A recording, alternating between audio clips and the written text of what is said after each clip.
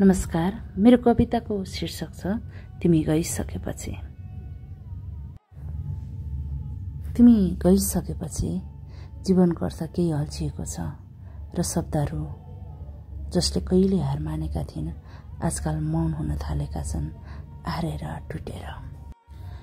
तिमी भन्ने बित्तिकै सम्झिन्छु एक मुस्कान जुन अर्धवैसी बिहान जस्तो थियो, एक स्वर जसले मनको कुना कुनाको कोट्याउँथ्यो र तिम्रो आदत सबै कुरा मौनतामा भन्न खोज्ने। तिमी गयौ तर तिमी गइहाल्यौ भन्ने कुरा यत्तिकै विश्वास गर्न सकिरहेको छैन। तिमी त गएका हौ समयसँगै, तर तिम्रा हिँडाइले यहाँ कति धेरै बास छुटाएर गएको छ मेरो।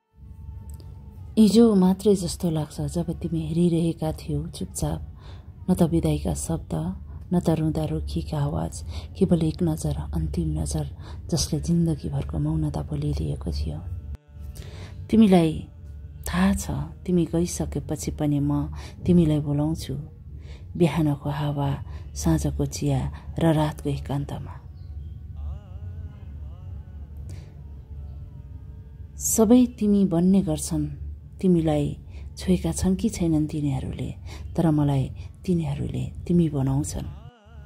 आज पनि तिमी आउनेछौ जस्तो लाग्छ, सायद त पुरानो कुर्सीमा बस्नेछौ, हातमा पुस्तक, नजर झ्याल बाहिर, र म फेरि सोध्नेछु के तिमी केही खान्छौ, जसको जवाब सधैँ हाँसोमा हुने गर्थ्यो।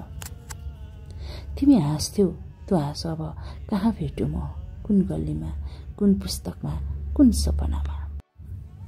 म तिमीलाई कवितामा राख्न खोज्छु, तर कविता पनि तिमी बिना अधुरो हुन्छ, केवल शब्दहरू बाँकी रहन्छन्।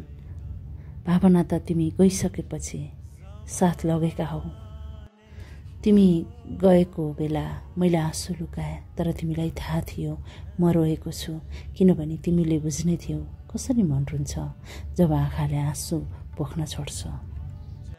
सपना देख्दा तिमी आउने गर्छौ, कहिले त्यो पुरानो स्कापमा, कहिले हात समाएर टहलिँदै, तर बिउजेपछि बिस्तारामा तिमी नभएको खालीपन झनै झनै चिसो लाग्छ र मन कठाङ्ग्रिन्छ। म सम्झिन्छु तिमीले भनेका थियौ एक दिन म टाढा हुनेछु, तर सम्झनामा बाँकी रहनेछु। हो, त्यो एक दिन आज हो र सम्झना भने सधैँ जस्तो बाँचिरहेको छ। कतिपटक तिमीलाई चिठी लेखेँ, तर हरेकचोटि अन्त्य लेख्न सक्दिनँ, किनकि तिमी त अन्त्य होइनौ, तिमी त सुरु हौ। एक यस्तो यात्रा जुन म बाँचिरहेको छु, तिमी भएर हो, तिमी मेरो अन्त्य होइनौ। तिमी नभएपछि रङहरू पनि अलि फिक्का लाग्न थालेका छन्, गीतहरूमा अर्थ कम, बिछोड बढी र समय ज्यादा लाग्छन्। समय त आजकल तिम्रो नाम हो जुन घडी घडी सम्झन बाध्य पार्छ। के तिमी पनि कहिल्यै सम्झिन्छौ मलाई, कुनै चिसो हावा चल्दा, कुनै कविता पढ्दा, कुनै चिया पिउँदा? के तिमीलाई पनि लाग्छ म हुनु पर्थ्यो, किनकि मलाई त हरेक दिन लाग्छ तिमी हुनु पर्थ्यो।